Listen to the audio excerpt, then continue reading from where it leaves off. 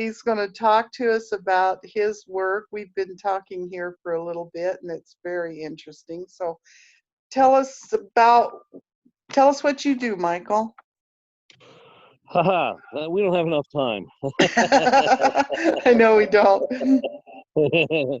Well, in this lifetime, I'm here as a prototyper for the body ascension, for the integration, and finding ways to undo the patterning and the programming of this planet.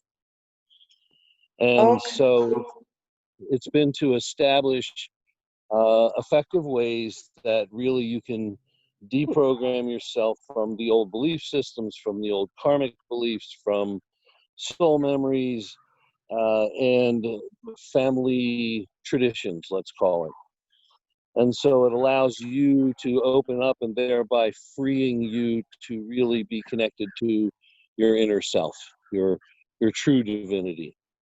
Okay. And along with part of that, which is the real key, the deprogramming or decoding is actually the easy part. The hard part is once you're connected to be able to interpret accurately the information rather than through, we'll say, some sort of filters. Mm-hmm. And that's really where a lot of my work focuses on, is the clarity of what you interpret, as well as the deprogramming, if you want to call it that. Okay, so say you were working with me and I Mm-hmm. came to you. I would tell you what I received when I was journeying, and you would help me interpret it. Is that what you're saying? Not exactly. What we would do is, see, the most important in my work. So everybody has a different aspect, but in my work, the most important part is really the integration into your human and your human experience. So therefore, we have to. One of the things I would do first is just start to look at what type of human programming you have left, and that causes, we'll call it, interference with your direct connection. Because sometimes even when we get connected, we still have our human aspect that has the programming still involved. And Mm-hmm. so we would work on clearing that programming at the human level. While that occurs, your natural opening takes place. So you don't really have to work at opening; it unveils itself. And So, so during that unveiling, now we have to understand it here in the human world as best as we can. okay. For so in that understanding, it's now we would talk about what you received, the information you received, and find ways to accurately ground the information so that if and when you do communicate it, it's as accurate as possible. Okay. I A lot of see. times we assume that we're accurate, and we don't realize how many unconscious or karmic filters we're still running through an old program. Okay. Wow. And the information, the people get the information. How are they getting the information in the first place? Everybody will say uniquely different yet the same. The way I describe it is that we, in our human state, consciously connect to both our unconscious, our soul memories, our spirit access to our divine selves, and Okay. that's the root that I work with.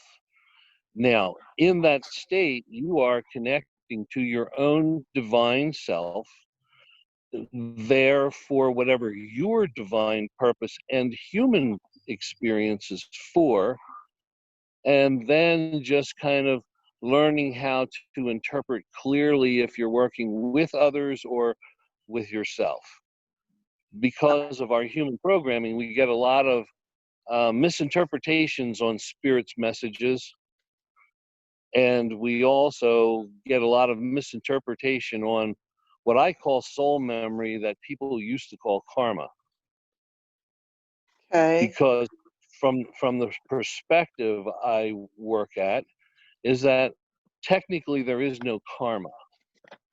There is soul memory, and until the soul memories are resolved, which is the metaphor for karma, when they're resolved, then your clarity to your divinity becomes a direct channel, and that integrates with your human as much as possible. Could you give us an example of a situation where someone's misinterpreted the information? Um, yes, a lot of times people will get maybe dreams of men or women or male or female, and they often interpret it literally and try and put it on someone in their personal life. Hmm. And typically, it has nothing to do with the people in their personal life. Typically, what it has to do with is the male and female aspects of their own inner divinity that is working toward their own oneness. So it's like I'm I'm thinking of I once well, this was many years ago, but I woke up angry at my husband because of something he did in a dream. And he's like, "It's your dream." Yes. Yes, those are very common. And there's always multiple levels to those. So one level would be we're working out a karmic issue where you're still pissed at him and you're working through that. The second is that your inner male is acting out and not caring or loving or merging with your inner female to create the union. And so their disharmonies are being worked out so they can eventually, it's just like a human relationship. Eventually they negotiate a settlement, if you will, and Here's how we're going to handle this. right, and they both agree, and they work through it, and then eventually they become a union, if you will. Okay. And Okay. so it is again a metaphor for the yin and yang, the male and female, the light and dark, the good and bad. It is all of that within that has to merge into one light, not two separate lights. Okay. When you merge into that one light, that's when your metaphoric enlightenment begins. Okay. And it's a process. It doesn't just be a light bulb on, light bulb off. Right. Okay. That's what I figured out already. It's not like you're going to suddenly have an apple drop on your head and know exactly everything. Right. You might have an apple drop on your head, but you might not know everything when you're done. Okay. Okay. Cool. Um, well, tell us more about, okay, so that's one example. Can you think of another one? Misinterpretations. Guidance of where your information comes from. That's another one. People often aren't really clear on where their information comes from, Mm-hmm. and they learn to accept it rather than question it. And That I seems would say like a mistake. yes. uh, I'm from the school of practices. You question everything because you still don't know who you're talking to. And Exactly. yep. And don't take anybody's word for it just because they're invisible or dead. I figured It that doesn't one mean, out because yep, sometimes they have their own motives. they do. It doesn't mean they're more evolved or they even know what they're talking about. They just And happen to be able to get through to you. yep, they get through to you. They fake you out. They happen to resonate with something you're going through, and you open up to it because it feels right. But what you're not realizing, it feels right because it's vibrating at a frequency of the patterning you need to resolve.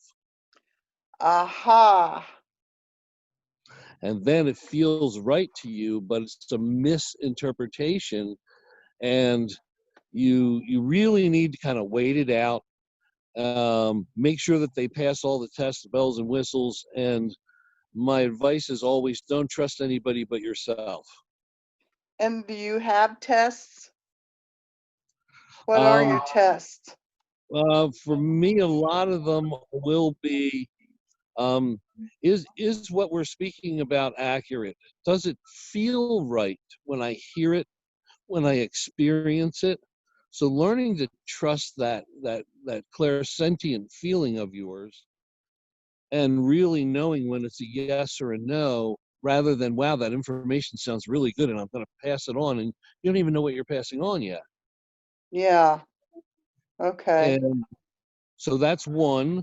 The other is really, for me, what I'll share with most people is going within the heart center, and now it's the high heart. The center has moved above the human heart into the high heart, almost where the thalamus is there in the middle of the chest, and connecting to your spirit there, directly bypassing soul all the way into your divine spirit, that drop that came from source. And that's your intended connection, because that's as pure as you can get for you. And listen to that. And other than that, other things can be conversations with many other beings or spirits, but have them as conversations like you would in a grocery store, or you would sitting at a meeting. Take them Hmm. with a grain of salt, listen to what they say, take it home and sit with it. And what does your divine self say about that? Not, does it sound really good and I really should just share this? It becomes really the purity of connection with one's own divine self, rather than all these different aspects we carry. Right. Okay. And So just sit with it for a while and try to determine whether right, you can integrate it into your life. yes. And here's some of the markers. The markers are: is it logical? Is it reasonable? Hmm. Does it make sense? Does it make my life or someone else's life work or assist them in their dysfunction? If it doesn't pass those tests, it's like, don't bother. It's already off. The information has to be able to be integrated and really be functional, or it's really not very valuable information. Right. I'm And thinking of a sometimes, go ahead. I'm You, thinking you of a group that we had, everybody was journeying. They they came back from their journey and then we were having a little group discussion. And this one woman wanted to have everybody do a blood sacrifice. She goes, it only like a few drops would be okay. And I'm like, wait a minute. You were supposed to be getting guidance for you, not for us. right. If you want to give blood sacrifice, go ahead, but I don't think you should be asking everybody to do that. Besides, it Yeah, didn't sound very logical. yes. Not real functional either, is No. it? Yeah, well, we did that when we were Mayans or Aztecs, and it didn't work out real well then either. Yeah. You think we were Mayans and Aztecs? We Well, I probably. know I definitely was, and I believe that you were definitely there in the Mayan area, and we we we fell from grace, so to speak, when we went into the sacrifice. What we lost was that there should be no feeding amongst us, and sacrifice is about feeding. We should all be Well, self-sustaining. I know the minute she said blood sacrifice, I went, whoa, wait a second. Yeah. And she Yeah, said, I said, when I gave you the instructions, you were supposed to go and find out something you could do, not right. what other people could do. And she said, well, that's not what I asked my guides. And I said, well, that's what you were supposed to ask your guides. So this is not applied to Right, everybody else here. right. She was mad at me and has never come back because of that. That's okay. What I what know it that's shows you is is that they weren't resonating at the higher frequencies, and they were still dragging in the old energy. yeah, Yeah, of blood that's sacrifice. yes, war. It's all part of the same energy, and that's not what we're about. That's not what this is about. Right. This is about raising the frequency and each individual becoming sovereign and becoming self-sustaining with their own spiritual journey. Not This is not necessarily group effort anymore, although groups can assist and spot. It used to be we'd have to ascend as a group because the frequencies weren't available. But this part of this new time is the frequencies are now available for us to individually ascend and become sovereign masters of our experiences. Wow. So, Yeah.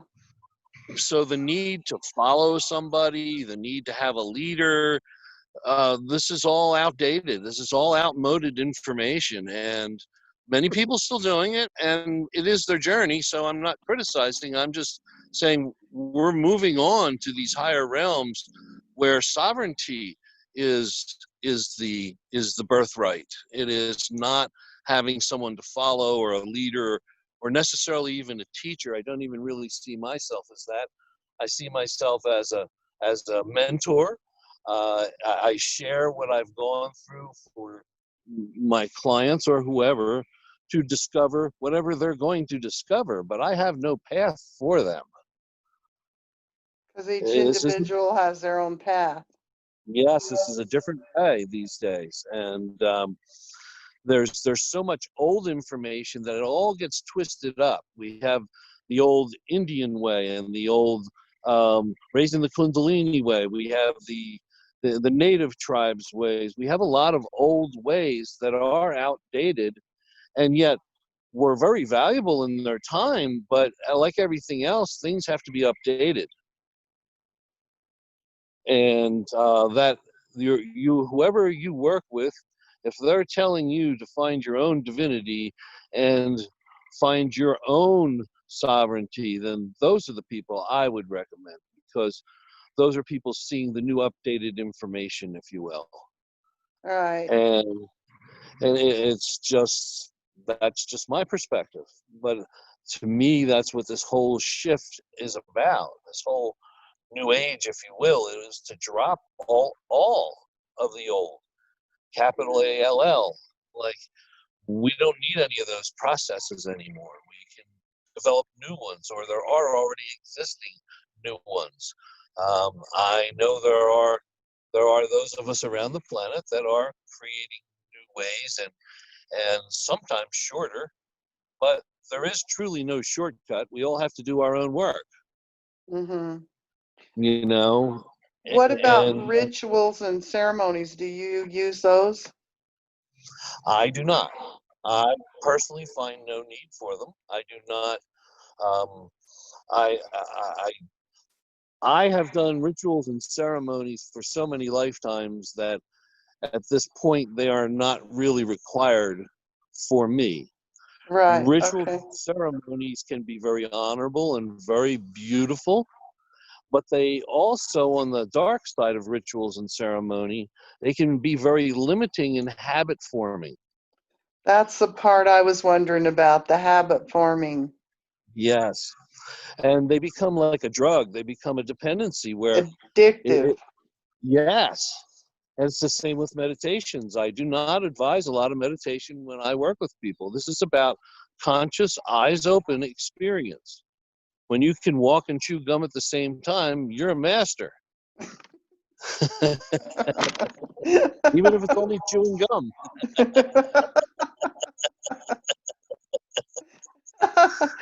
Oh, shoot. I'd love for you to come to Colorado and give a little workshop or something. It'd be Sure, fun. that would be a blast. Yes, absolutely. Do you have a website or anything like that?